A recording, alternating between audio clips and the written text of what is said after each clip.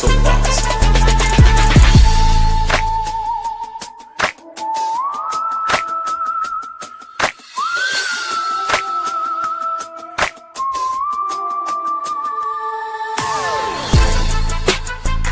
It's your show, bossy. Come on, man.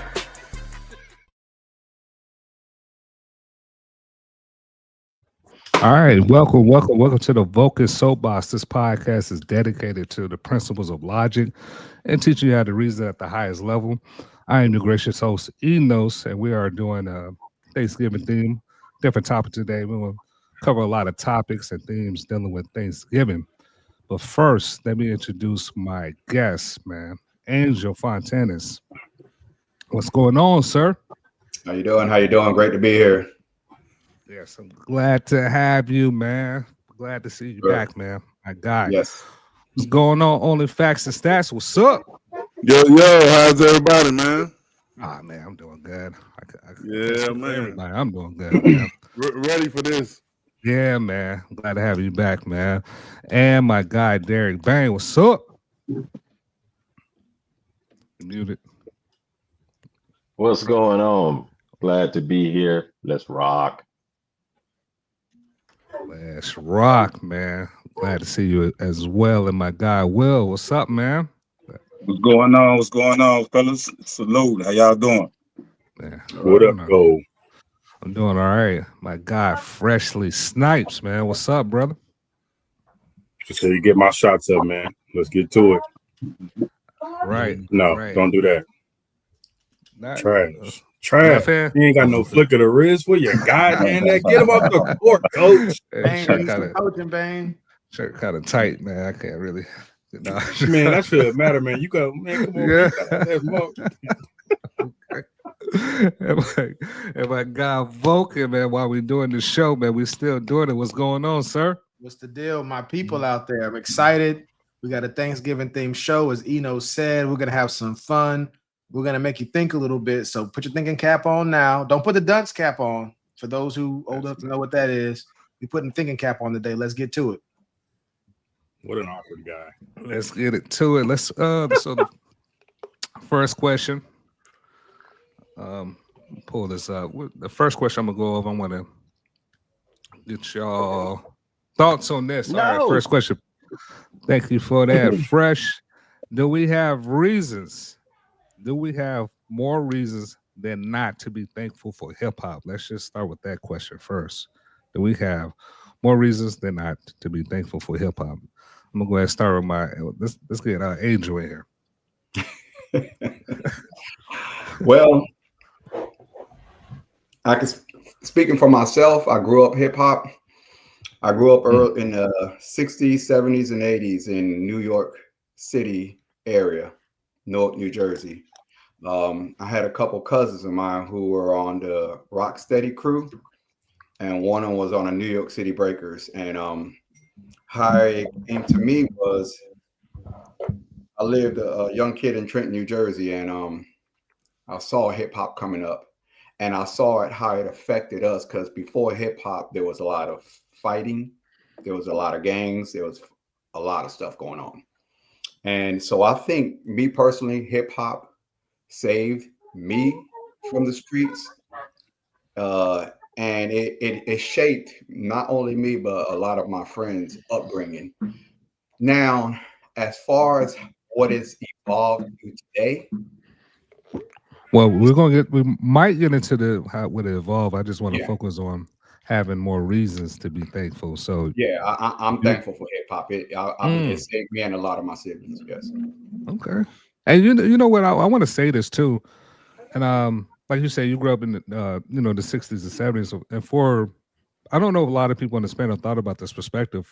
For some of these gentlemen that's on the panel, they actually remember a world before hip hop versus our generation. It was always there. So I think they have a different perspective on how they view hip hop, because they remember a world before hip hop was even here, All right, so let me get my guy Only Facts, man. Do we have any more reasons? Talk to me. We should absolutely be thankful for hip hop. Should we be more thankful for hip hop than Thanksgiving? Is that the question? Mm-mm. Mm-mm. Okay, yeah. We definitely got reasons to be thankful for hip hop. Definitely. More Yes. reasons to be thankful. Okay. Yeah, absolutely. All right. So Derek Band, I did this. I tailored this topic for you, man. So talk to me, man. I'm joking.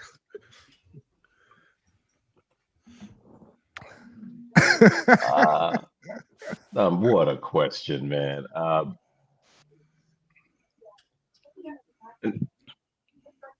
I plead the fifth. I mean, I don't even know. Do we have more reasons than not to be thankful for hip hop? I mean, I'm gonna say no. Okay. So the first no we have. That the game is Okay. Word. Okay. Will. Yeah, I'm gonna go with more reasons to be thankful than not to be thankful. Yeah, so I'm gonna say so definitely yes. Okay, so we got 3 yeses and 1 no. Fresh. Yes. Okay. Say it with his chest. Okay. All right. Vulcan. I'm gonna say no. Okay, no. Contrarian. All right. He got his mug and he got his shirt zipped all the way up to the tippy top. He ready It's gonna for be a smoke. long one, boys. Pause. 2 no's. All right, I'm gonna switch the order. I'm gonna start with Will first, man. Tell me why you say yeah. There's more reasons than not. Like my man was saying, from New York, actually Jersey. saved a lot of lives, man. A lot of people who had. Hello, can you hear me? Yeah, I was just count. I was Oh. gonna count your read. One of them is saved all lives. I was thinking out loud. Go ahead, keep going. Yeah, it legitimized a lot of people who really weren't getting opportunities and chances. Maybe they made a mistake, maybe in their past and things like that. So it gave jobs and opportunities, but creative outlets, for people who maybe didn't feel like they had another way or skill to express themselves. That maybe they don't know how to paint, or draw, or build something. Maybe they don't go fishing. So, it was something for them to be creative in a positive way and get out there and fellowship with other people. And yeah, I think it saved some lives and, introduced us to, a new form of I got you. artistry, musical artistry. All right. Okay, I got you. So save lives, jobs, and positivity. I got you. All right. So hey, for the panel, be sure to mute your phones. Mute your phones. I'm hearing a lot of background noises. Or if you have to mute yourself, please. So just distracting. I'm bring Angel in here. Your reasons.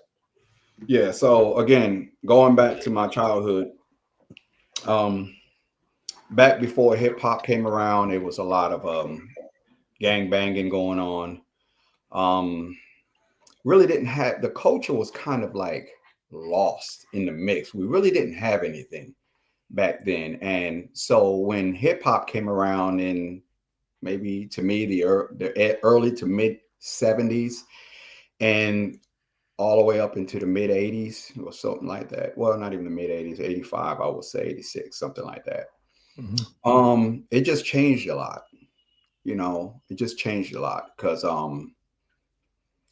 we just had something else to look forward to. People that wasn't good in sports, you can have some kind of artistry and breakdancing and doing hip hop, rapping and electric boogaloo, all kinds of things that you can just do and make yourself popular.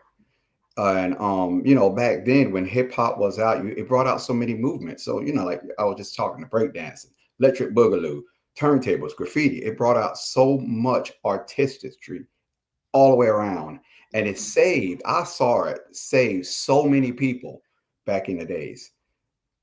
But again, it's different now. So that's okay. All right, so the same thing Will was saying, it actually saved lives, man. So let me bring only facts and stats, man. Yo, so I think that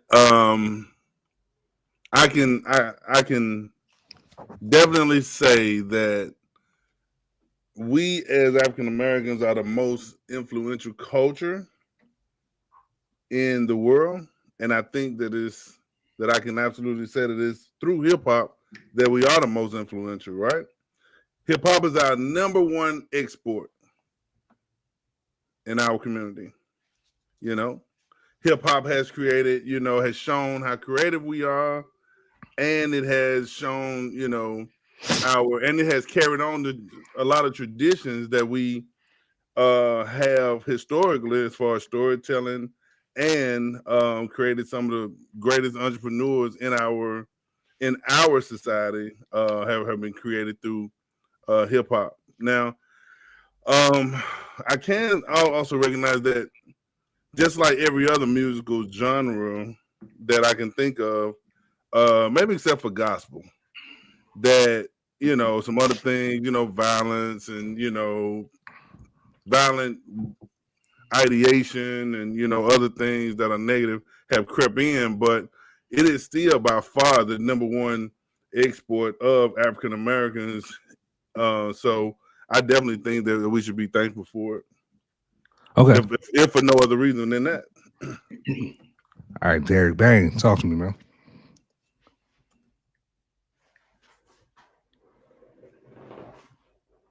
Well, I mean, the reason that I said no was, can you hear me? Yes, I can hear you. You can't hear me? Yes, I can hear you. Oh, okay. Well, I was talking and you kept calling my name. All right. So the reason that I said no was, I mean, when you look at what mainstream hip hop promote, and just said, you've got the violence, drug use, hypersexuality, misogamy, greed, materialism. Like you said, we're influential. So the saggy pants and everything about the culture, for me as a believer, I look at it as it's promoted more stuff to get you caught in yourself, and it keeps you even further away from the creator. So for me, that's why I say no. Mm. All right. Fresh as Snipes, man. You said yeah. Yeah, just to kind of preface, while I agree with Derek Bain and a couple other panelists that hip hop has given a platform or a loudspeaker, if you will, to some of the baser aspects of our culture. I think those things, for the most part, existed before hip hop came along. Almost every form of music, to Derek Bain's point, is a form of look at me outside of gospel, which is kind of designed to to elevate the Lord. But I say yes because overall, I think that it's created independence for people, for marginalized people. Is given a voice to a marginalized people. Is created financial independence. Maybe not. Folks are not making the best decisions with that, but it's their money to do with that as they will. So I think overall, for the people as a whole, I think it's a positive as a whole. Okay. All right. Vulcan. Yes, sir. So real quickly, before I get into my reason why, I want to say that I think Enos was eager to get on this topic. So right here, so we're going to switch. I'm going to moderate the show, and Enos is going to become one of the more primary panelists. So he wants to give a little bit of insight and some wisdom. So we're going to switch it out a little bit. So now for me to get to my why, and then we're going to go into the transition of it. So my why for it is simply similar to what Derek said, but it has to do with the fact that are we more thankful for it than not? So one thing I do appreciate about hip hop is the rapping element of it. I love words. I love figurative language. I love double entendres and similes.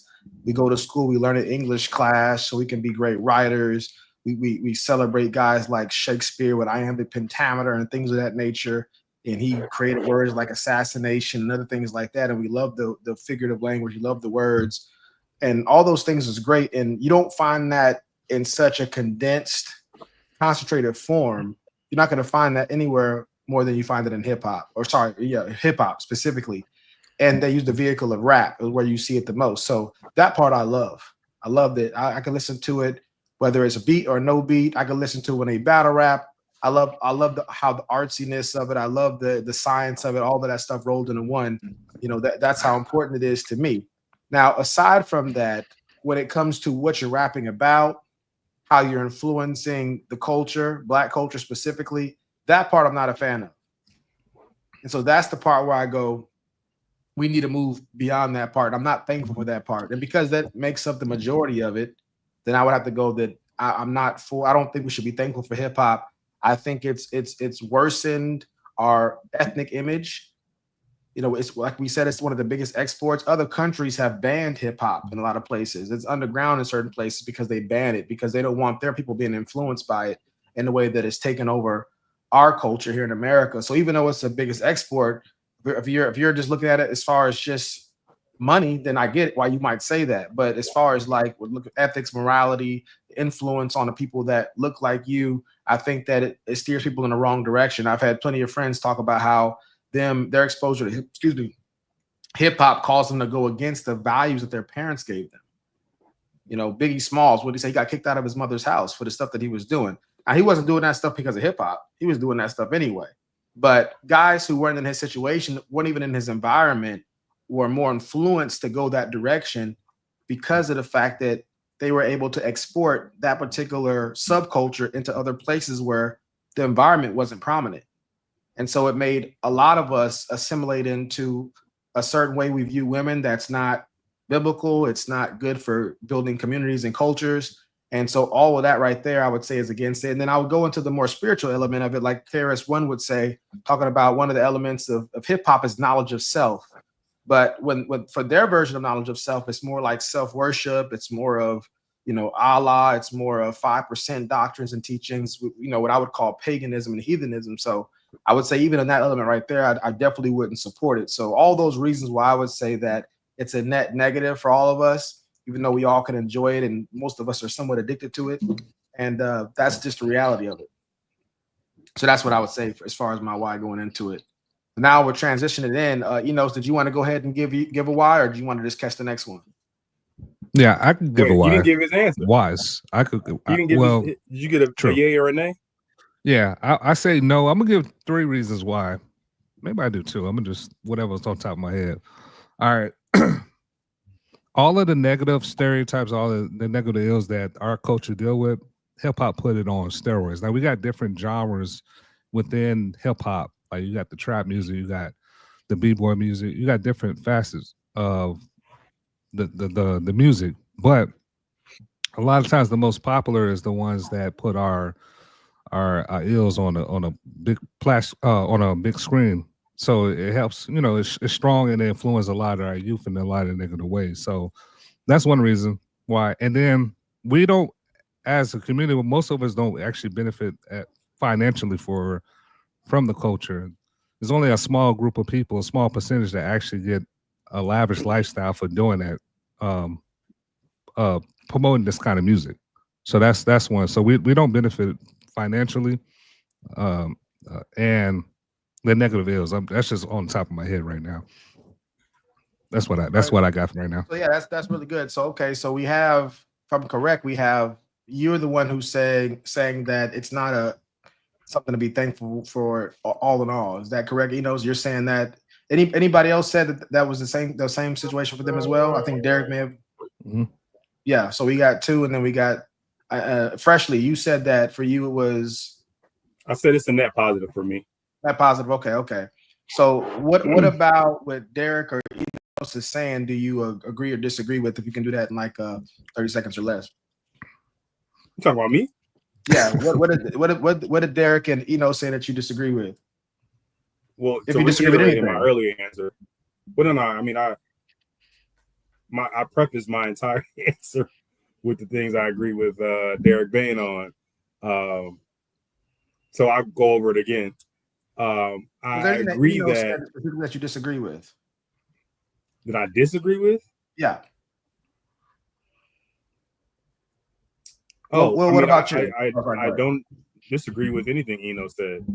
Okay. Well, Will, what about points. you? I think, yeah. I mean, the fellas made some good points, but I mean, y'all know me, man. I sometimes miss how I guess hip hop gets more of a villainous type of role. You know, like we spoke on before, it is a tool that can be used and manipulated in many different ways. And well, let me ask this more specifically, real quick, then, because Eno brings up the point that when it comes to hip hop, most people don't financially benefit from it. And is that correct, Eno? You were saying that? Yes. A small group. A small group that actually benefit. Would you say, that the other people are they're just neutral, or they tend to suffer because of it? Tend to suffer. So, Will, would you agree with that? That even though there's a small group of people that benefit from it, are there more people that you think that must suffer from it financially? Yeah, it's a Ponzi scheme. I think that for the creators of the art, a lot of the money doesn't funnel back to where it maybe should. But I mean, from my understanding, a lot of families of these artists and label executives and producers, like they reap some of the rewards. I mean, some of these people help out. They have businesses outside of music where they can employ, family and friends and things like that. So to really put a number on how that trickles down to their community or to their circle of friends, it's kind of hard to do. But just from the people that I personally know that had a little foot in the game, the little bit of money they made, it went to, of course, some of their pockets, but they were trying to open businesses and buy trucks and get in the trucking game, and somebody might need a bill paid. Real quickly, I want to go to Angel real quick. For you, you've heard Derek mention the spiritual element of it, and then also Eno's mentioned, the people don't benefit from it. Most people don't benefit from financially, and they tend to more of a Ponzi scheme. People at the bottom tend to more suffer. And what I've heard about that before you answer is that, and I don't know if this is your point, but people that when it comes to subcultures, they'll say that people who try to dress like Lil Wayne, a lot of these rappers right here, they get the tattoos, they get the hair. The hair is a big deal. I just saw a stat that said that men who are well groomed have like a 60-70% more chance of having more social mobility financially. And so when people getting tattoos and doing more hip hoppy type garb, it can affect their ability to be assimilated into the dominant culture and be successful. I think that's part of what Enos's point is. So for Angel, what are your thoughts on that? And the I do want to try summarize the part you said is it promotes the anti-establishment, the way we dress, the stuff that they promote. Actually, it's against assimilation. Yeah, right. Okay, yeah. So Angel, how about for yourself? You got anything you want to say on that point? Okay, so growing up in it, I watched the Electric Playground come up. I watched the Funhouse in New York City come up. I watched how it brought all these hip hop artists, Lisa and Culture and Grandmaster Flash, Africata Bambaataa. If you tell me any rapper these days, I don't know who they are. I really don't. Yeah. I don't listen to it. My wife don't listen to it. My son don't listen to it, and he in college. So mostly your thoughts on hip hop are going to be more nostalgic. From I was saying earlier, hip hop has changed so much from what it was where I grew up in the New York, New Jersey area to what it is now. Oh, you were right there close to the heart of it all. I grew up in it. I broke dance. Now we got to remember, breakdancing came from Puerto Ricans. We started breakdancing in the boogie down. We may not agree with that one. Bronx. Now the rapping and all that, that's the black culture. But the Puerto Ricans in the boogie down Bronx and graffiti, we started all that stuff in the boogie down Bronx. And I watched all these people come up, and it was a community. It was people helping other people get up. I've seen Madonna come to the Funhouse and help the community there when she was coming up. A lot of artists started from the Funhouse in the boogie down Bronx. A lot of artists. A lot of us. And it was a great thing back then. But today, man, that's garbage today. And the people that said no, I understand it because you guys basing it on what we're hearing now. It's garbage. All right, so stats for you. You've heard Derek's point, you've heard Enos's point, and everybody else's point. Like anything about what they're saying that you have a point against, that you disagree with, that you'd like to shed more light on? You're on mute if you're talking. So from my perspective, when you look at hip hop, and I think somebody said already, I think it was Vulcan who said it was a net positive. I don't remember if it was Vulcan or Freshly who said it was a net positive. I think it might have been Freshly, right? It was a net positive, right? Like everything has to go on the scale, right? Someone just said that it was like anti-establishment, right? But when you think about like every culture and every art style has had anti-establishmentarianism in it. I mean, if you think back to, you know, the Federalist Papers and John Adams and the Revolutionary time and all that. I mean, there's never been a time, and even, you know, with the Egyptians and Moses. I mean, you know, we've always had that anti-establishmentarianism in every culture in some sort of way. So to discount hip hop because of that, I think is unfair, right?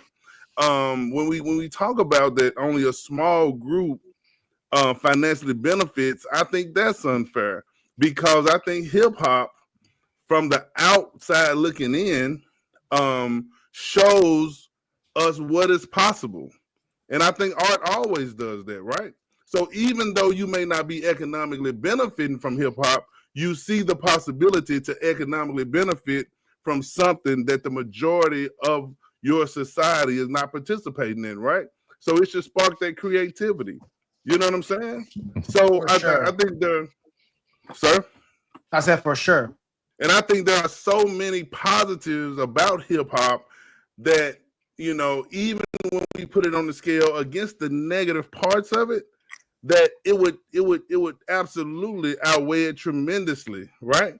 Because there is no negative in hip hop that is not in common society without hip hop.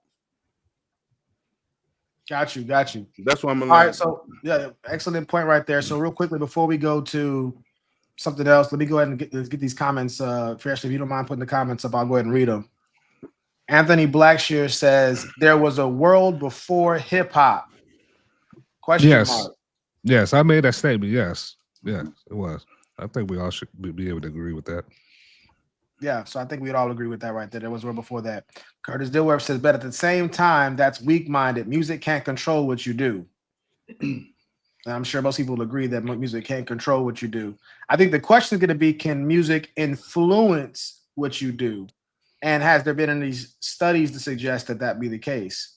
Yep. You know, I will say there was a study where there's a study that they did where they looked at the billboards over the last, 20, 30 years. I can't remember how long it was. And they categorized every single genre of music to see which one had the most negativity in it. And hip hop had more negativity than like all the other ones put together. And then when you look at a lot of the studies that talk about the negativity, it says that when young people hear negative messaging, hip hop or not, that part is not specific to hip hop. It does increase it makes them more desensitized to authority. It makes them more aggressive and things of that nature. So there have been studies that say that it does have an influence on people, you know, as far as the studies go. So that's a good point. We got another comment, or that's the last one? No, we only got one more. Help the Bear says, yeah. Okay, go ahead. No, I'm just saying it's referring to the comment that you just made. Okay, yeah. Help the Bear says some people wouldn't agree with you. It's always the case. Shout out to Help the Bear.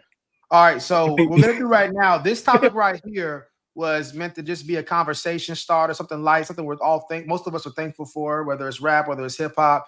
Now we're gonna get into more centrally themed conversations about Thanksgiving, and we all hear them every year, you know, on college campuses and on the political sphere and on the news. So we're gonna get into some things that are more specific to the Thanksgiving discussion we have every year. So everybody buckle up. It's gonna be a a good ride right here. So let's get to the next question. So panelists, the question is going to be, is Thanksgiving a racist holiday? And we're going to start with you, Will. Yes or no, is Thanksgiving a racist holiday? I'm gonna go yeah on that. Okay. Mr. Angel, what you got? Yes or no? Wow, that could go both ways. It really can. If you get to lean, which one's you leaning more towards? Ooh, If there was a Tower of Pisa and it was in the middle and it's still shaking. If we're talking about the beginning, yes. So your answer is going to be, is Thanksgiving a racist holiday? Your answer yes? If we're talking about the beginning, yes. So Angel's going to go with yes. Stat, what about yourself? No. Derek, what you got? Yes or no? No. Enos, what you got? No. Fresh. Nope. Okay, so we got some no's and we got some yeses. It's going to be interesting right here. So it's Thanksgiving a racist holiday. So we're going to first start it out with, in 30 seconds or less, Will, you give explanation for why your answer is. Say what your answer was again, and then explain why. It said, is Thanksgiving a racist holiday? And I probably would have to go with yeah, man. That's my answer on that. You know, and why? Yeah, the reason being, I guess, when you the name and what it became here in America, like there's been celebrations for being thankful for the crops and the harvest and things coming in like that predates, you know, the so-called actual beginning of Thanksgiving. You know, you celebrate the crops coming in and we thankful, or it's there's been like sacrifices around that time to the gods and things like that. So I get that part of it. But if we're talking about Thanksgiving, which some people don't agree with the name, similar to Columbus Day, when you think about that particular holiday, the origin story of it, they say it was for lack of a better term, I'm gonna say pilgrims. You know, I can't think of the name of those. I got you. Yeah, you in the ballpark there. Yeah. They came in and the actual celebration for the first couple of days, they didn't even invite the Native Americans to the party to break bread with them. You know, they were thankful for being able to make it to somebody else's land who showed you how to till the soil, looked out for you and things like that. You already brought them disease. So you're thankful to come over there and make it from the hell that you escaped, you know what I'm saying, to come over here. And then now what? You don't want to break bread with them? You was going to celebrate without them? Got you. Cool. So Angel, you got a minute too. Thanks for that, Will. You got a minute, Angel. Okay, so first I want to bring up woke. Okay, let's think about woke for a second. And the second thing I want to think about is my friend down the street who is American Indian. He is Cherokee. And I remember 3 years ago when I met him, he was an old veteran just like I am. And I asked him, hey, man, we having Thanksgiving dinner. You know, you and your wife can come. And he like, no, we don't celebrate Thanksgiving. So I was shocked. I said, well, you're Jehovah's Witness?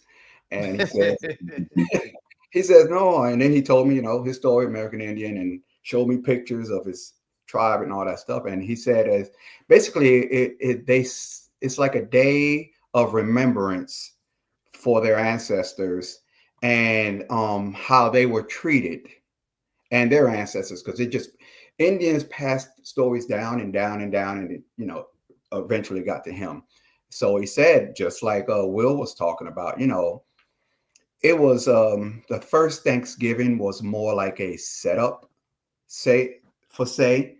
and it was just, you know, basically how somebody's trying to treat you good, and then they want to stab you in the back. Okay, so it's so much history that he spoke about that made it look really bad for them. You know, we as Americans, Blacks, Hispanics, whites, we don't look at Thanksgiving that way because it didn't affect us.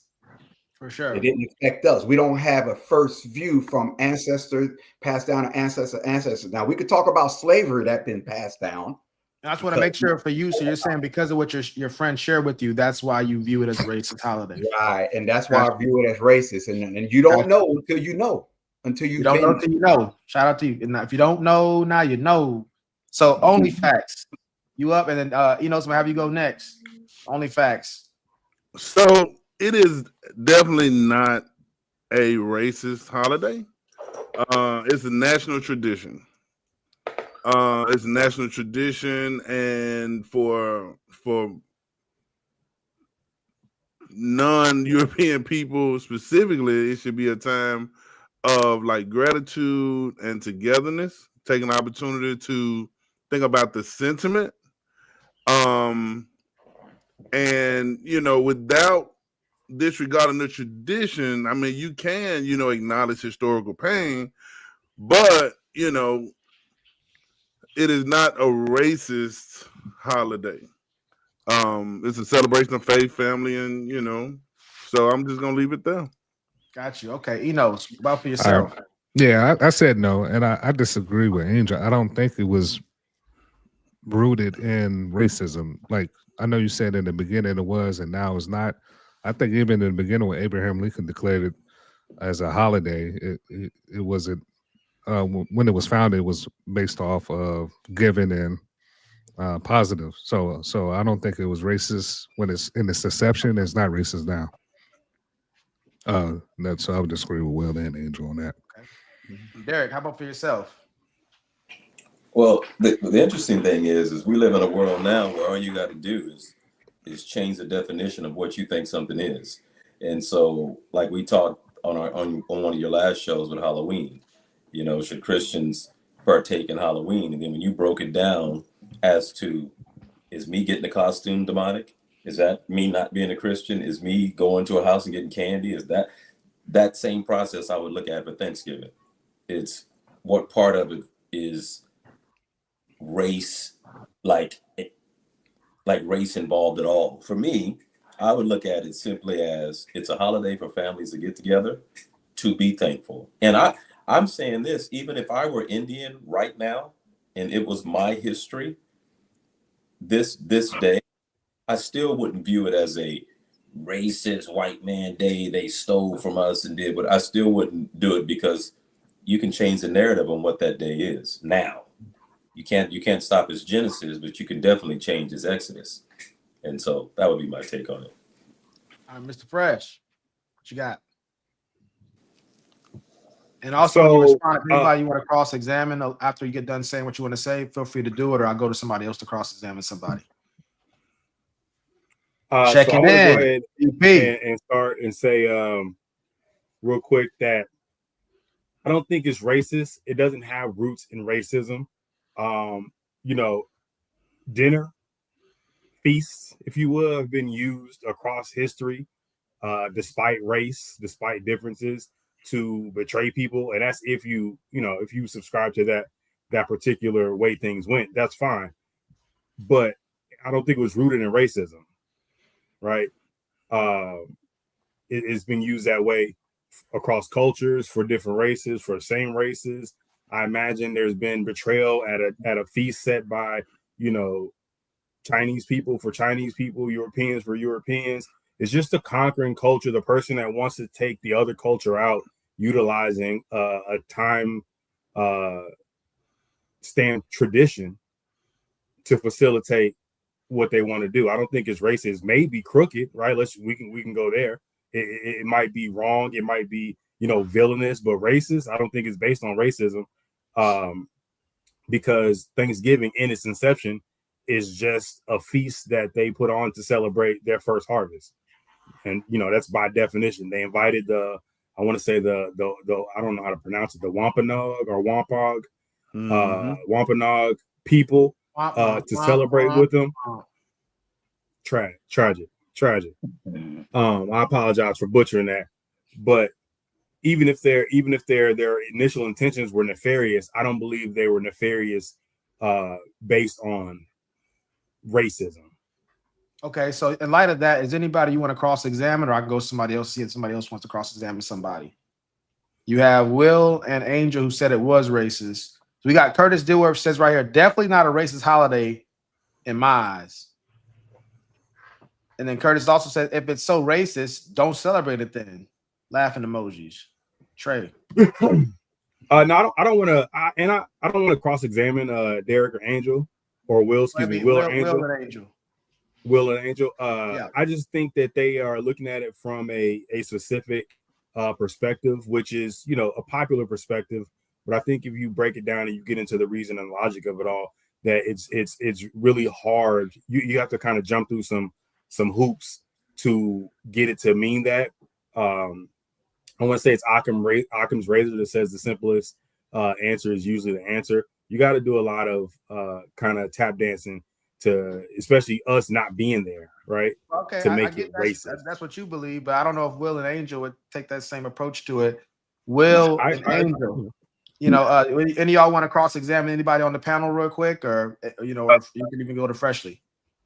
I mean, just the whole notion of it, you know, potentially not being racist. I can't get with that. You know what I mean? I think that now I'm finna butcher the name. What you said, the Wampanoags, right? I believe that's the name of the that's close enough. Yeah. And that's where the stories kind of differ. I heard they had to find out about the celebration on their own. They had to walk down there because, you know, the Pilgrims was like busting their guns, you know, for the celebration. So they're like, yo, is this wartime? So one of the chiefs went over there, brought a couple of his guys to see what was happening. And they was like, nah, we celebrating. They was like, oh, that's what's up, man. Well, we'll bring some food down here with y'all, and we'll break bread and celebrate, you know, with y'all making it in the harvest and all that. So the natives weren't invited. Real quick, Will, let me ask. Yeah, they wasn't invited at first, which is crazy. That's like coming to somebody's house and whipping up food. Like, nah, man, this for me. You know what I'm saying? No, we not. Let me present something to you real quick. So, if the holiday is racist, how is it racist if they weren't even invited? That's what I'm saying. The caucasity. No, but you said the holiday itself is the caucasity of it all. Yeah, like they come to my land with seeds I gave you to grow and showed you how to do it, and y'all celebrating, learning how to farm over here that I showed you, and we can't get down at the party with you. That's you go to your neighbor's house and borrow some sugar for a cake you baking at my house, or some sugar to put in your grits. And no Pilgrims got a lot of sugar. You the Quaker oats, man. The Quaker oats. You got to invite your neighbor over for grits or cake. You borrow some eggs. They got to come over for breakfast. I think if I'm doing it at their house, you know, like that's like staying in somebody's crib and just being like, yeah, I'm gonna cook their food. I'm gonna put my feet on the couch, and eventually I'm gonna kick them out. That's what's going on. So when I cook this food, he can't eat it, even though he letting me live here and helping me out. I'm gonna cook this food, and he just got to smell it and feel a way about it. Like, who does that? Real quick, Will, just so the audience and everybody can follow, or because Will's point is the reason why it's racist is because of the fact that the natives were not invited. Does anybody second that motion? Angel, do you feel the same way about that? Do you think that because you think they weren't invited, one, and then number two, if they weren't invited, that's racist? Do you even think they used the word racist back then? Good question. Got Coach Andre on the scene. Hold up, baby. What up? I just finished a coaching session, man. What's going on, fellas? Sir. All right, so Will is saying that it was racist because the Native Americans weren't invited to the Thanksgiving initially. That's the tip of the iceberg right there. That's the tip. Yeah, and so do we know for a fact that they weren't invited? Is anybody on the panel? Is it for sure? Do y'all all agree that they weren't invited? Stats, I see you shaking your head. From everything I know, it's just the opposite. That they have been invited to celebrate together and have harvest feasts. And if they weren't invited, would you consider that an act of racism? If they were not invited specifically because of their race, yes. But I don't.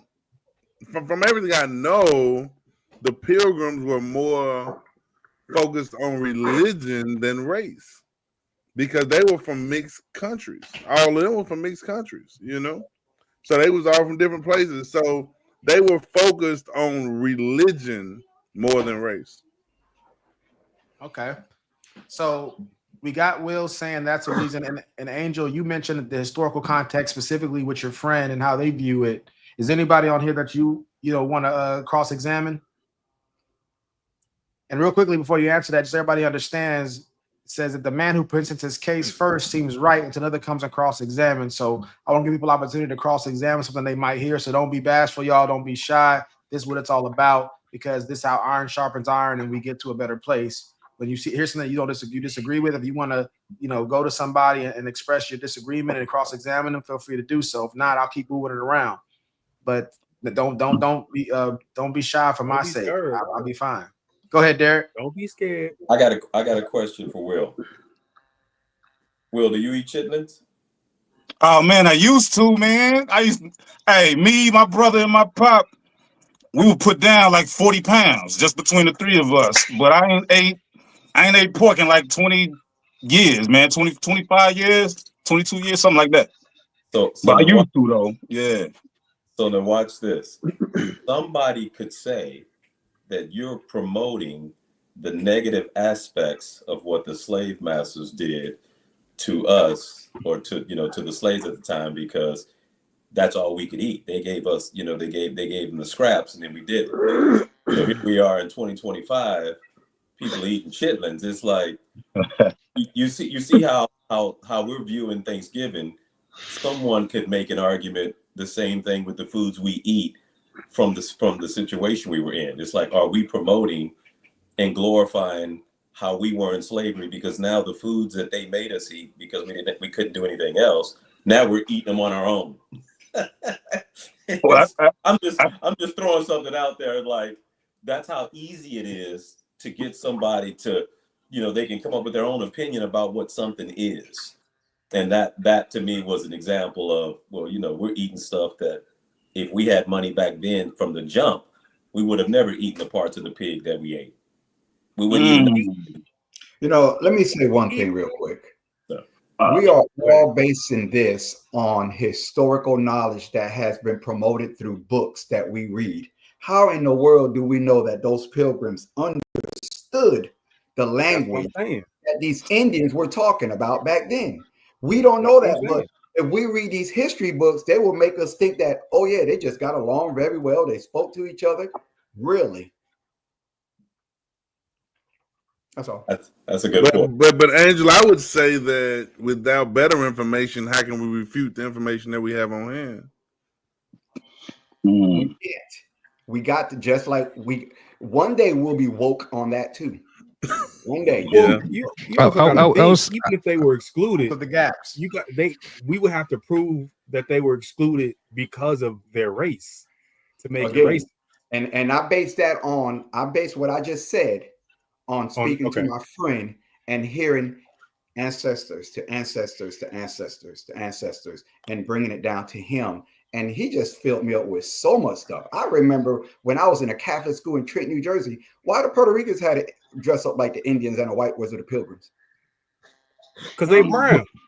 Right. Closest thing we got. Exactly. They don't know the difference. All dressed up like the Indians. I was told, I want to wear that nice black cap and have the gun. Well, I got to have a little feather in my head and a little tomahawk in my hand. The thing with oral tradition, I'm not saying that's not a good source, and we learn a lot from oral tradition, but the difference between I'm gonna say this, why I'm leaning more towards the historical accounts, people writing about it, because it could be tested by multiple sources. You can't always do that with oral tradition. Oral traditions. So even with your friend, we don't know what Native American, you might know that, but it's multiple tribes that have multiple stories and different stories and encounters they have with the so-called pilgrims. And there are Native Americans who do celebrate Thanksgiving. I've seen that, as well. So you got some on both sides there. So real quickly, does anybody else have anybody to cross-examine before we go to the next topic? I just want to add on for a second. You know what I'm saying? Like, from what I'm looking at, I just, typed it in. from the articles and from, I guess, the people they interviewed who are from the tribe and, got their own understanding, they saying they weren't invited. They heard the gunfire and had to go down there.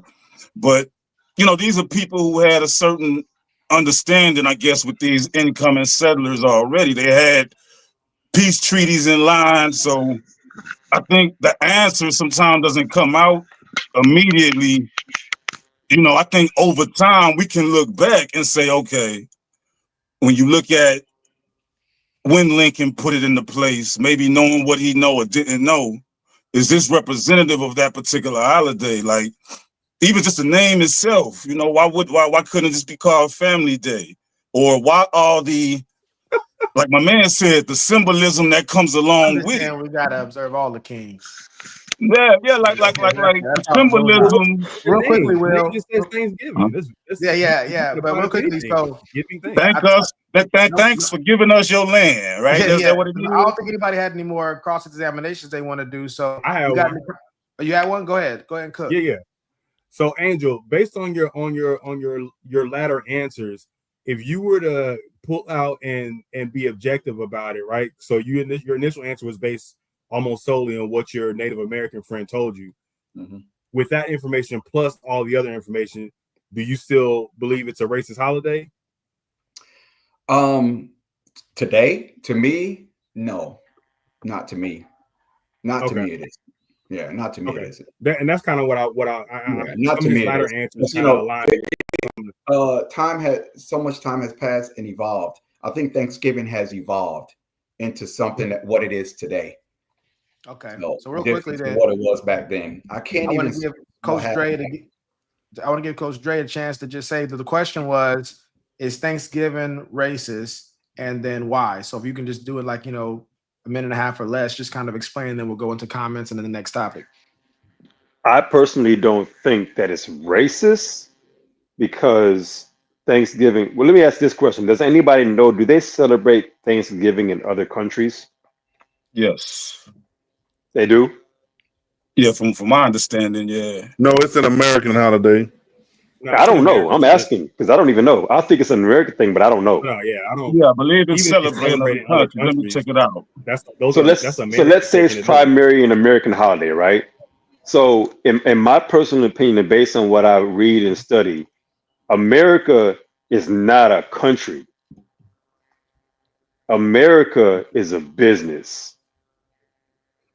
What makes it different, being a business, is that everything here is based on being for profit.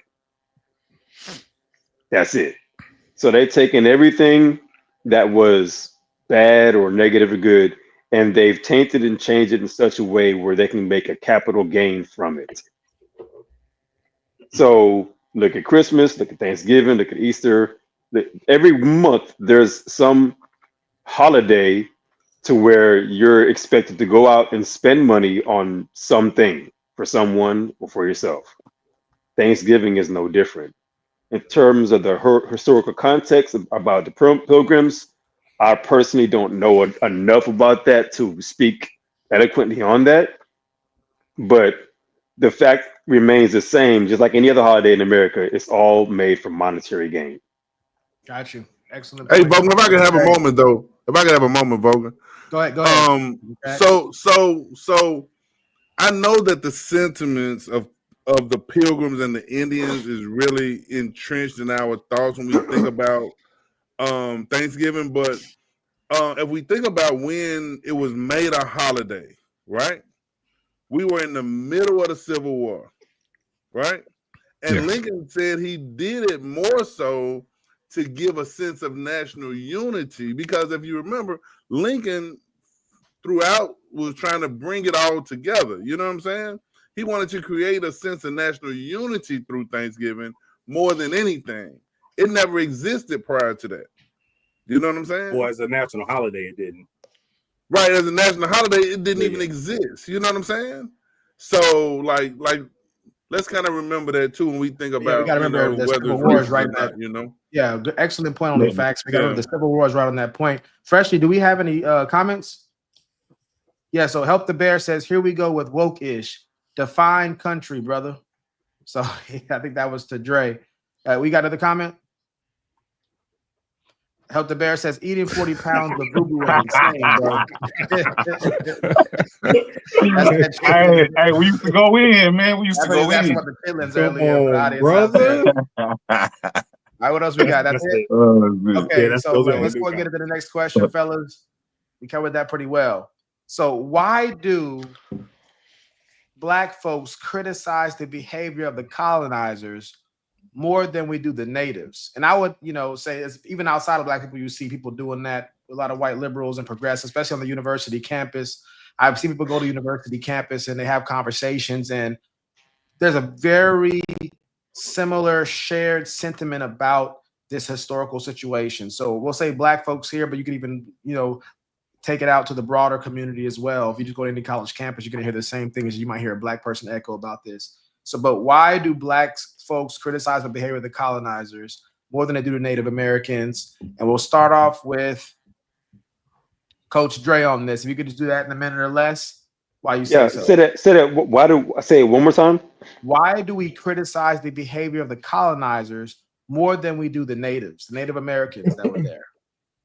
When you're on college campus, when you watch online, when you hear people talking about, whether Thanksgiving is racist or the atrocities that have taken place in the past, when they speak about the different cultures, why is the emphasis typically on what the Pilgrims were doing?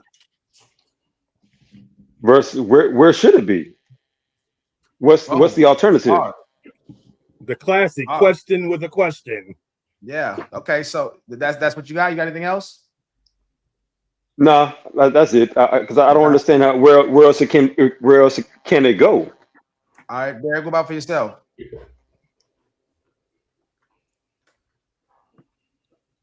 That's all I got, bro. Derek, can you hear me? Oh, I didn't know. I didn't hear. No. I think one of the ways the reason we do that is it could be generational trauma. It could be the historical memory, anger. It could be all these things injustice. It could be the things that reminds us of things of the past. So that might be why they focus on that than something else. Okay. Enos, what about for yourself? I'm gonna go with the teachers, more the Black activists, the Black existentialism in our community. That's what they teach. So a lot of us, we work at everyday jobs, 9 to 5. We're not doing a lot of research, looking at what was really going on back in those days. We tend to listen to people that actually do those research, and I think that's why we give them more of a hard time than the question. Yeah, but I think that's why we put more emphasis on the colonizers. Yeah, so just to help everybody kind of frame the question for the audience and everybody out there, excellent point, Derek and Coach. So if you just think about when we criticize the colonization of America, especially leading from Plymouth Rock all the way down the line to the Civil War and stuff like that, when you think of all the criticism that takes place, what percentage goes to Native Americans? What percentage goes to the colonizers? I think most of us would say, overwhelmingly, it's the colonizers that get criticized. So the question is, I see what you're saying. I get it now. So the question is why? And so, Will, you go ahead and go. My bad. What was the question, brother? Okay, we'll go to Angel real quick. Go ahead, Angel. I'll get back to you, Will, on that.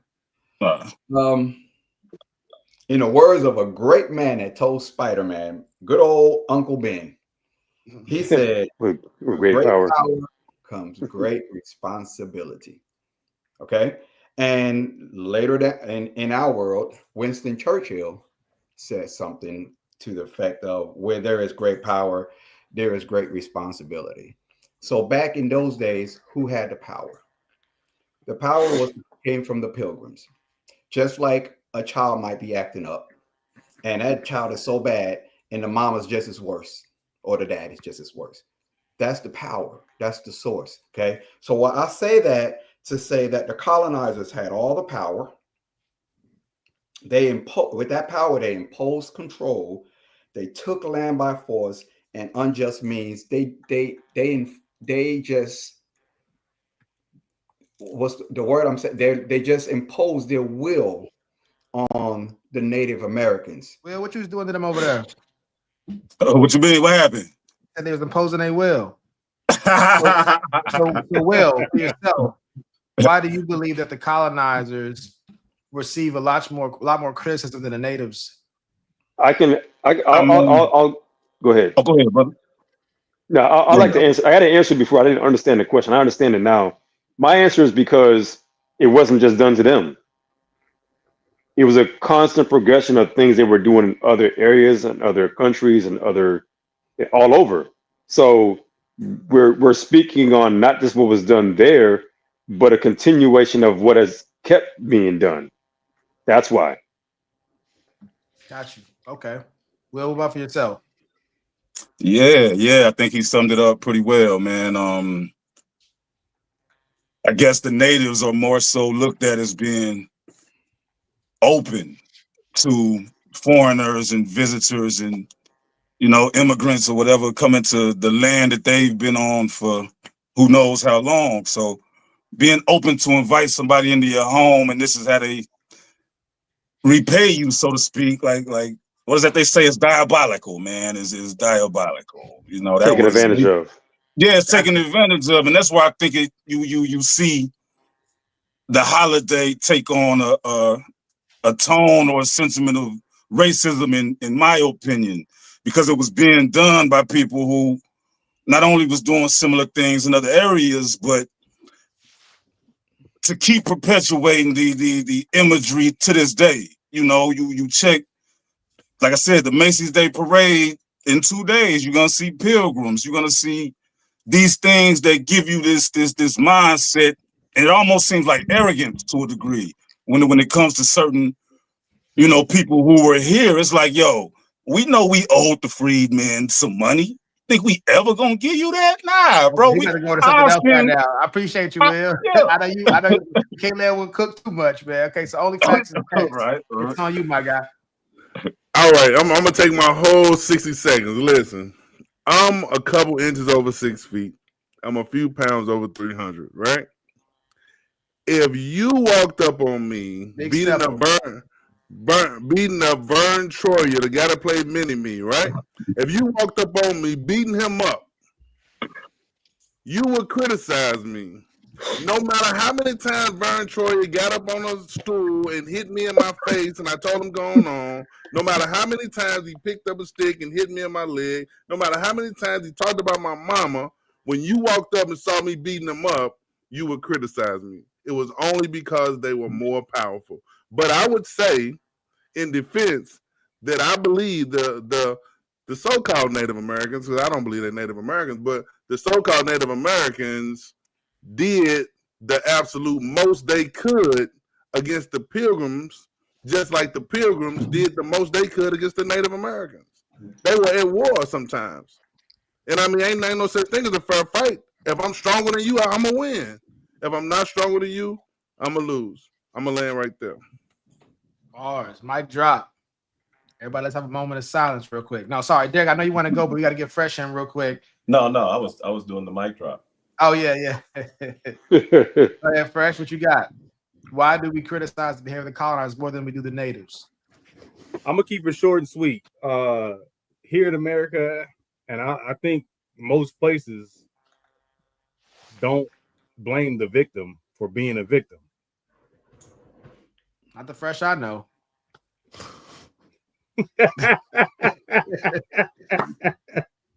No, you don't know Fresh. You know CJ. All right, that's a different person. Yeah. Okay, there we go. Yeah.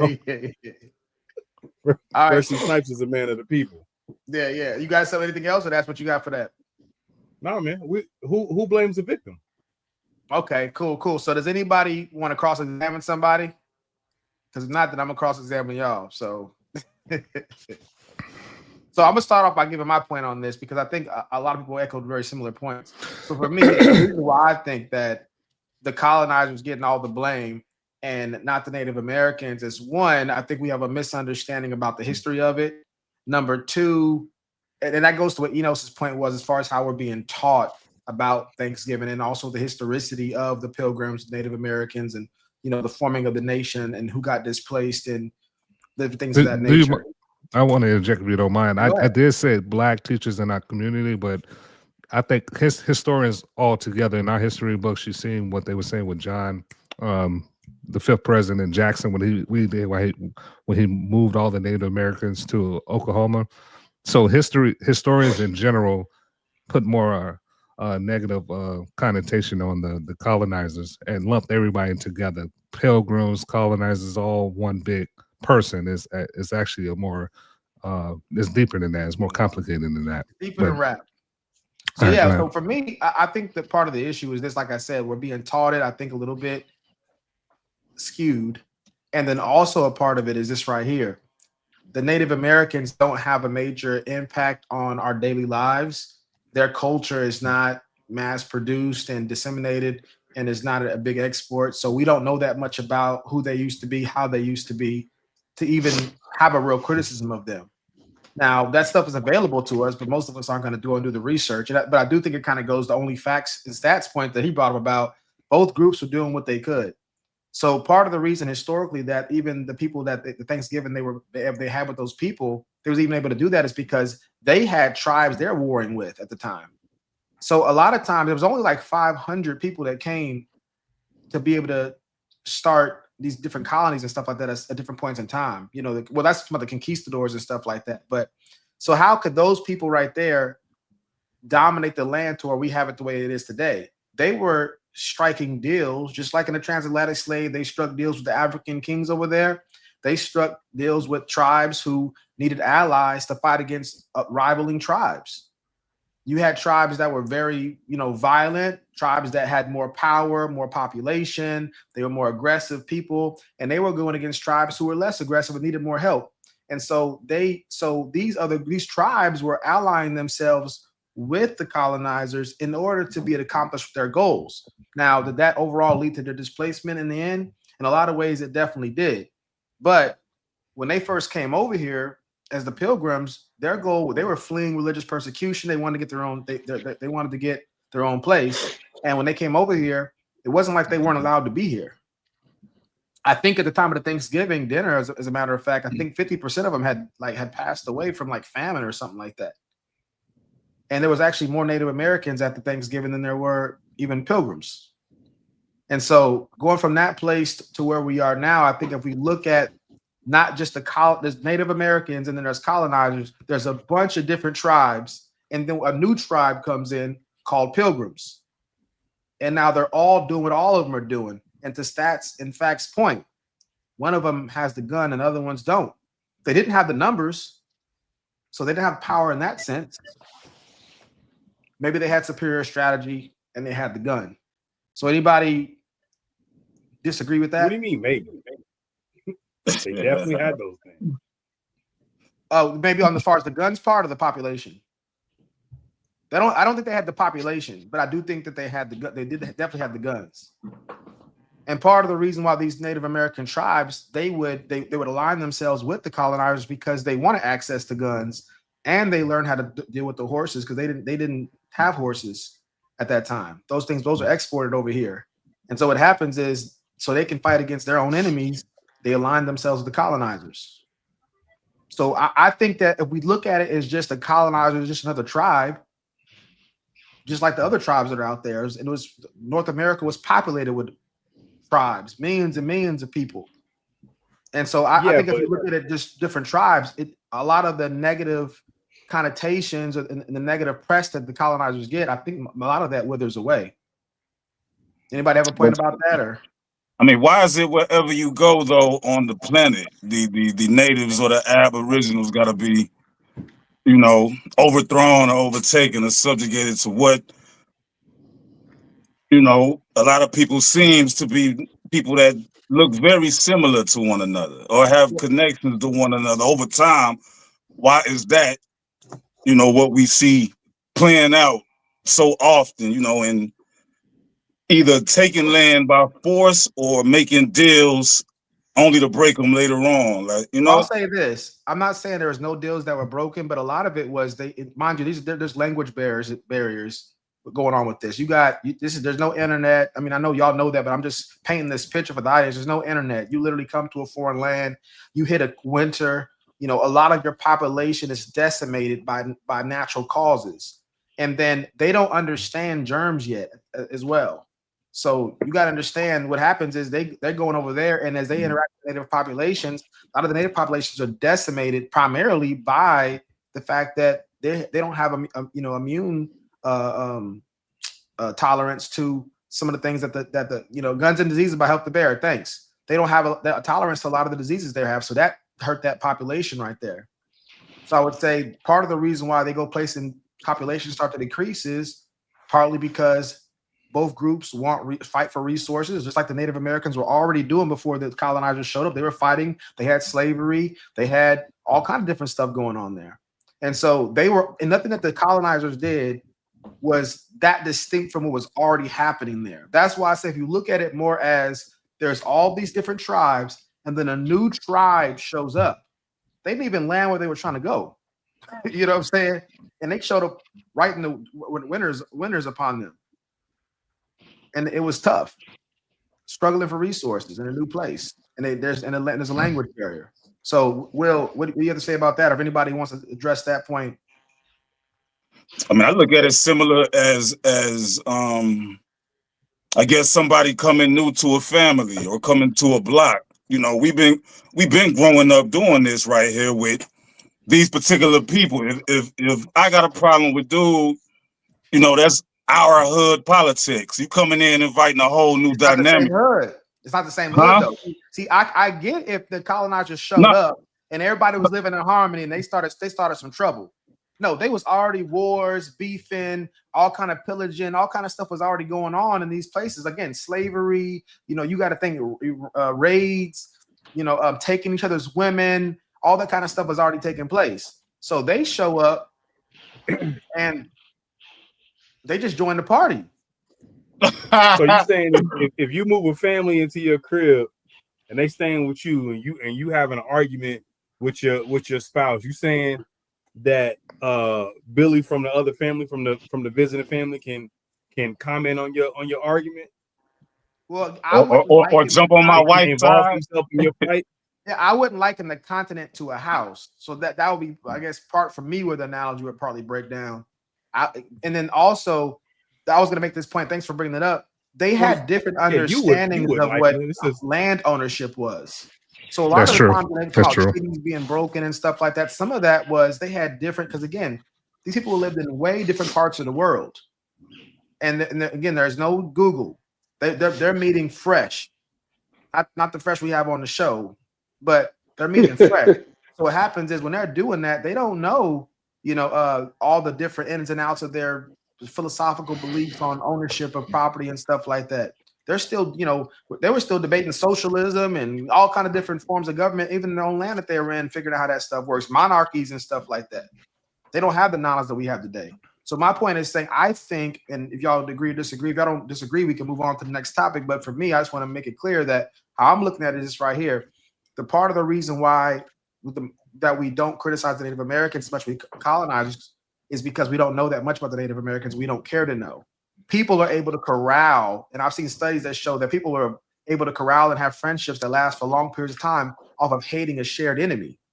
So if we can all learn in school that the Pilgrims are bad and the Native Americans were good, or at least they were the victims, and the colonizers, they told the story, and we still see them, the people that look like them today, we just go, that's the bad guys. We don't need to know anything else.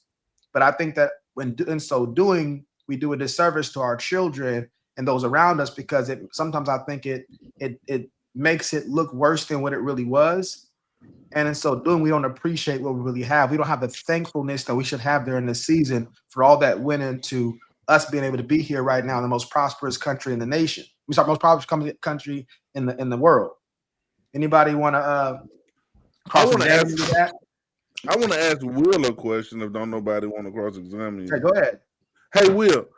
What's up? Correct me if I'm wrong, because I want to respond based on what I believe you were saying, but were you saying that colonizers in different parts of the world all look the same, meaning they were all like mostly Europeans and stuff like that? Is that basically what I was hearing you say?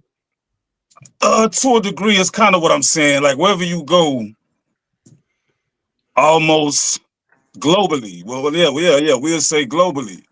Yeah. A lot of the natives to that land or the aboriginals to that land have either been, invaded, overthrown, colonized by somebody who don't look like the people of that land initially.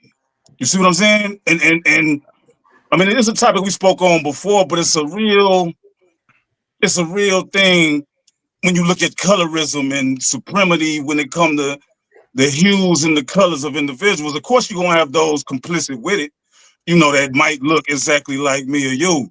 But historically, globally, worldwide, you can sit down and really point that out to your kids and be like, yo, look what was done over here. Look what was done in Australia.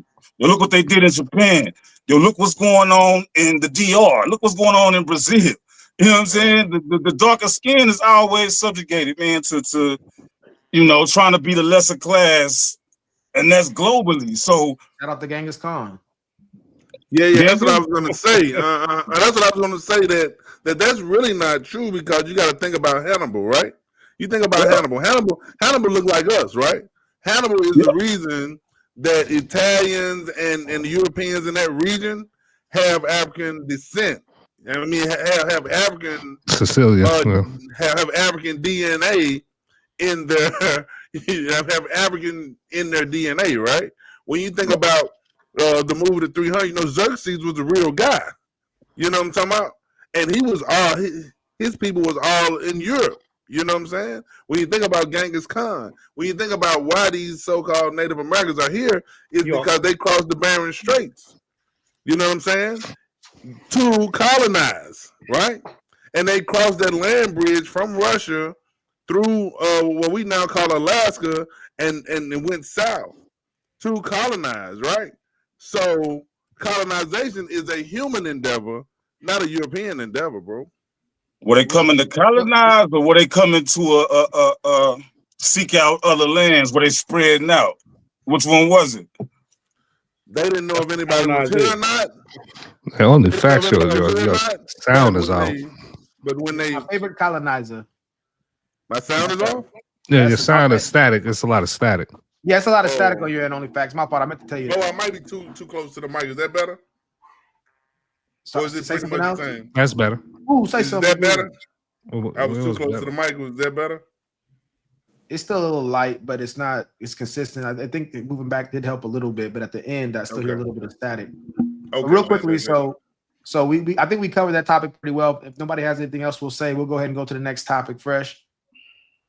Yeah, I did want to say, to answer your question, yeah, it's historically been documented that Africans from the continent did go different places to take over.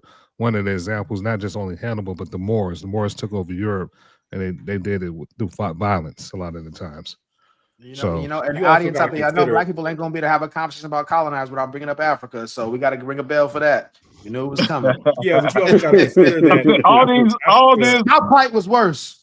All this colonization by all these darker skinned people, and then you go to the places where they allegedly had the power at. Who's in power?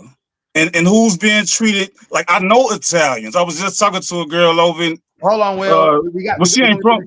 Real quick. I know you brought up some really good points, but we got more to get into. So let's go and get this comments. Help the bear. I was just about to say that, Vulcan. Native Americans didn't believe you could own land. That's facts. So, so when the colonizers came over there and said, they were like, hey, "This land is not ours. This is this is God's land." The white man was all right. We'll sign this right here, then. Oh, cool. Yeah, cool. We talked to guys.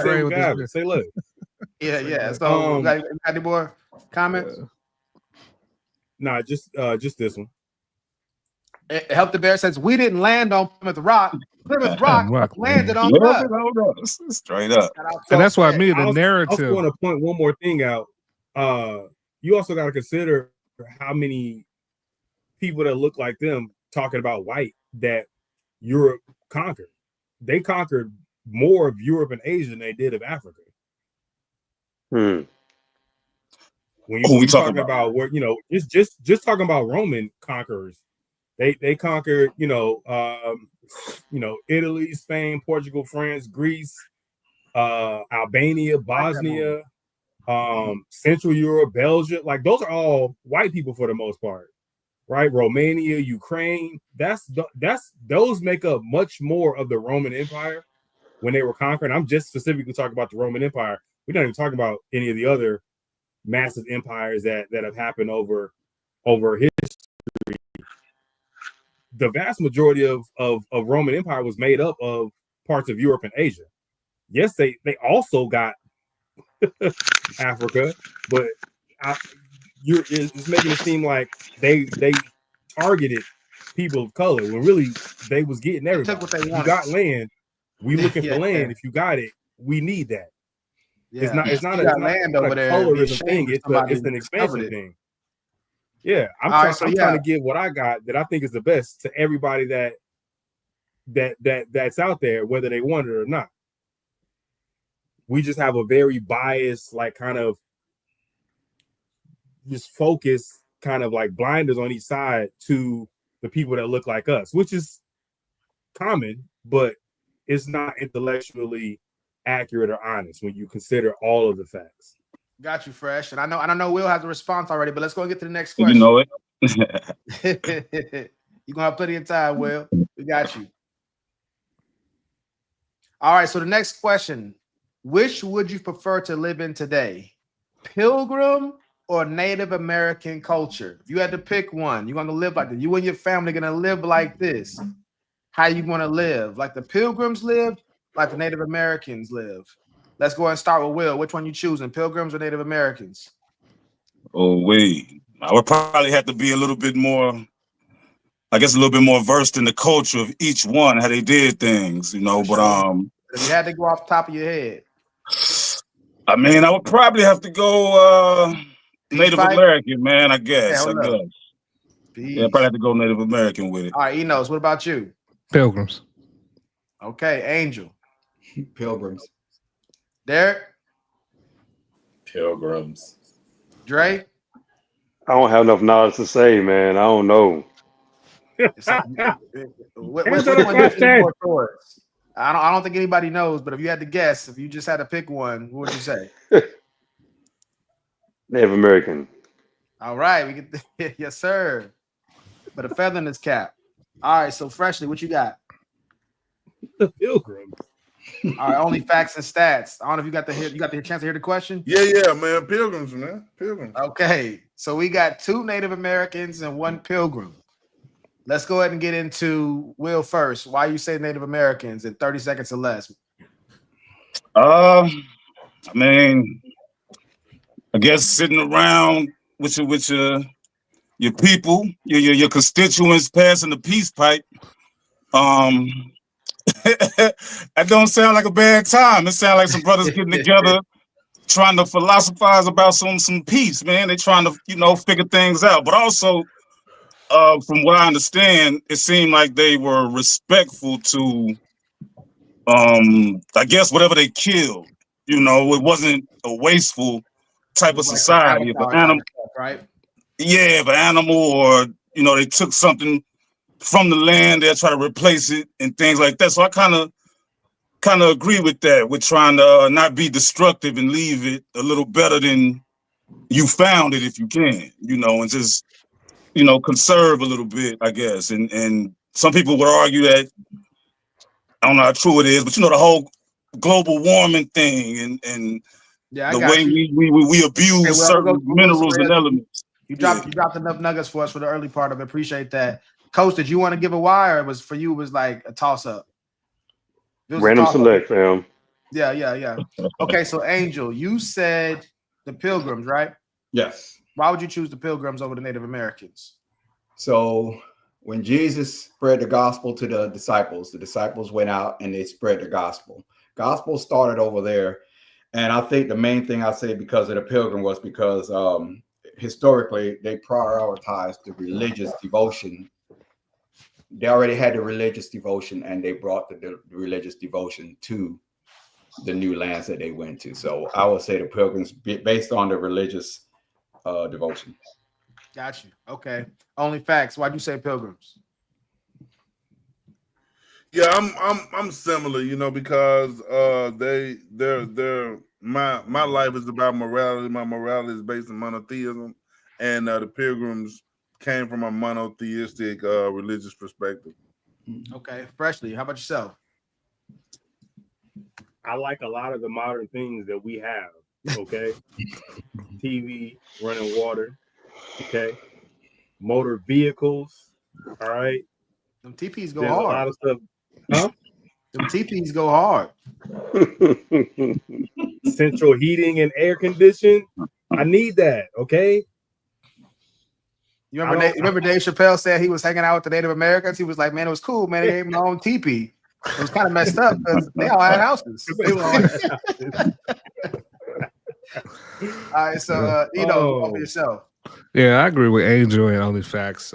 Even fresh, the modern times, the relation, devotion, and the Pilgrims was more diverse. The Western civilization on record has been the culture and the people that was able to advance civilization more than any other culture, historically speaking. So that's why I chose the Pilgrims. Got you. Okay, and then Derek. Technologically advanced. That's what what you got, Derek.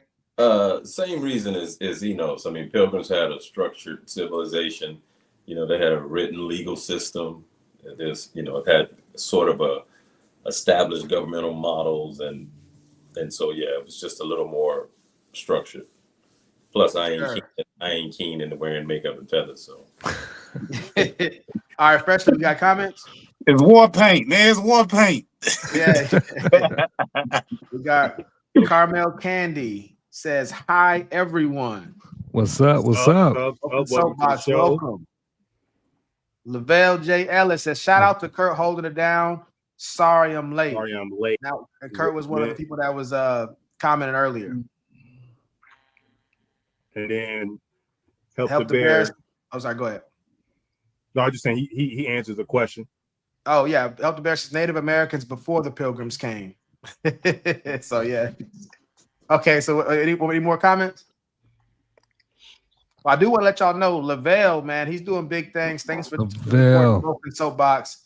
He's got his own podcast. He's got a few different channels that he does, and it's from sports to commentary on popular podcasts, and he's big time. He's rubbing elbows with the big dogs out there. So all the support that he gets, man, hopefully some of that finds its way over here. He says, "What up, Will? What's happening, brother? Yeah. We started hooping together back in the day." I'm inspired by Lavelle, man. Shout out to you. I've been following you, man. Keep doing your thing. Yes, sir. And Val, we call him mid-range, man. That midi was something to be played with. It's crazy. And Will was a bucket. So, Val, nice for real. Yeah. So going back to the next. So I think you have anything more on this one right here, or okay? I want to add one thing. I don't know the next topic. But can you put the question back up again, Fresh? Go ahead, Will. I was finna say, it kind of sounds like a little like what Earl Musk was saying a couple days ago or last month. Remember, I guess the dude was interviewing him about that whites will become the minority in America. And he was like, oh, well, that's a bad thing. Do y'all want to go back to the jungle? Things like that. Like, why do we attribute technology or technological advancements, or we seem as though we wouldn't make it to where we made it at now without the white man, even though a lot of his knowledge, ingenuity, and even flat out inventions was taken from, some of these Native American peoples. I think we look at Native Americans as just the Indians alone, but I mean, a lot of them look just like us as well. It was brothers who was also Native Americans. I don't think when you look at the Americas in totality and everything that we've found here as far as artifacts, I don't think it was just all teepees everywhere, man. At that time, I don't know. You know what I'm saying? I think it was a couple of more other structures that they had put together, man. I think it's important to understand. I think that's a good point you bring up, Will. The Pilgrims primarily, as Stat said, they came over here for religious reasons. These weren't warriors that came over here. These are people who were fleeing, who went to the Dutch first, and their kids were starting to speak Dutch, and they were like, we want our own place to go to, and they came over here, and they ended up landing like 200 miles away from where they were trying to get to. Them dudes was called conquistadors. Stop that. You got the different iterations. You got the Columbus. You have different iterations of it, but it's a really good point. And so the thing about it is, we see what civilization has come from with the foundation they had from the Magna Carta all the way to the Constitution we have and the lineage and the line that goes from one to the other. And we got to understand that the way a lot of these native places people were, and I attribute a lot of the success Pilgrims had was due to their Christianity. Where Christianity flourished, you saw liberty go up, literacy rates go up, you saw science start to develop. That was part. You saw that they had something what's called, and it didn't exist necessarily at this time, but the Pilgrims were known for their strong work ethic, and that was coming from their views coming from the Bible. And so they're not that far removed from Martin Luther, So they're within like 200 years, I believe, of what happened with Martin Luther. So these guys are coming right into the Protestant Reformation and deal with Roman Catholicism and stuff like that. So these people were really big on their religious convictions, as somebody mentioned earlier, and that's what they wanted to do, and they were just doing their best. Now there are some crazy things that go along with that. If anybody's read the book Scarlet Letter, you see that sometimes they can overdo some things, but it was a very harsh place. Like I said, 50% of them passed away, by the time of the Thanksgiving meal that they had, just from how harsh it was to live over there. And if it wasn't for the Native Americans, they wouldn't have survived. So I want to say that most of us are saying that we would rather live like the Pilgrims. So that's why I go back to the other question we had before of if we would prefer the Pilgrims' way of life and what it led to, why is that we critique them so much more than the culture that most people would say was inferior to live in based off what we're saying here today? That was my question before. And so this to me is just kind of reconciling the two together from y'all's personal preference here. So we can go to the next question. That's still a very, the means justify the ends type of perspective though. Like, yeah, it was kind of wild, but I kind of benefited from it on the back end. So I guess it was cool. I don't think that's I think the question was the one before we're talking about was just why is all the criticism on the colonizer, not on the Native American? And so we all agreed that that's what we hear most of criticism. But then when we asked everybody on the panel, they say, if I had to pick out of the two, I would have lived like a pilgrim. So it's like, you want to live like the winner. That doesn't mean the way they won was stand up. If Elon Musk and Bum get into a fight, and Elon Musk doesn't make it out that fight, I still have to live like Elon Musk. Hey, listen. Not if Elon Musk lost his company. Yeah. So like they say, I guess scripturally. Like, I don't know if it's in the scripture, but you hear that old saying all the time. They say, what does it benefit a man to gain the world and lose his soul? So if profit a man, yeah. There you go. Yeah, so they get in the money, but like how? Okay, I feel like this. Wisdom, but we got another question we got to get to here. We got tight schedule here. We still got a lot more to go. What we got, Fresh? Last one. Last comment. It says right here. This comment. So it says right here. Help the Bear says just because you were a pilgrim doesn't mean you survive, and likewise being a Native American. So just because you definitely wouldn't. Doesn't mean you survive. That's facts. Next question. Right. Yes, sir. So, which society was more barbaric, the Native Americans or the Pilgrims? And we'll start off with Angel on that one. I wasn't there. I don't know. If you had to guess. If I had to guess, I mean, like you said earlier, I mean, they're like in Africa, you had tribes fighting against other tribes. And all we can do is go by what the information that's given to us. Okay. So if you had to guess, a Pilgrim or Native American, who's more barbaric? You just had to pick, even though you wouldn't want to.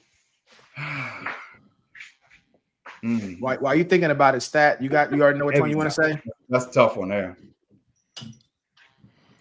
Nah, I wouldn't label either more barbaric.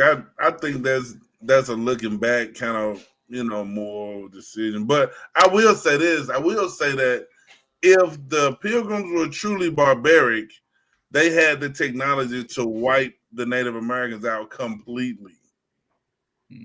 I will say that because they had the gun. So if you had to guess, are you saying that they were both equally barbaric or equally not barbaric? Yes. Okay. Yes. Okay. Equal. Okay. Yes. Dre, for yourself. Toss up. I'm going to say Indians. Okay. Angel, you ready now? Yeah, I'm still 50-50 on both of them, about 50-50. equal. So you're saying they're about equal? Yeah, they're about equal. Okay, Yeah. Will. Man, from what I understand and what I believe I know, I'm gonna have to go with the Pilgrims, man. There we go. That's my boy Will, Mr. Consistent, all day, every day. Enos, what you got? Native Americans. Okay, and then Fresh. Pilgrims. Yes. Sorry, go ahead. Pilgrims. Pilgrims? Pilgrims. Okay. So we got a good little mix going right now. Before I get, instead of going into the whys like we normally do, well, I guess we'll do it. Everybody give a quick why. So we'll go first, give you 30-second why. Say what I you guess, said, man, like I got, just in case we forget, just say, you picked who you picked and then why.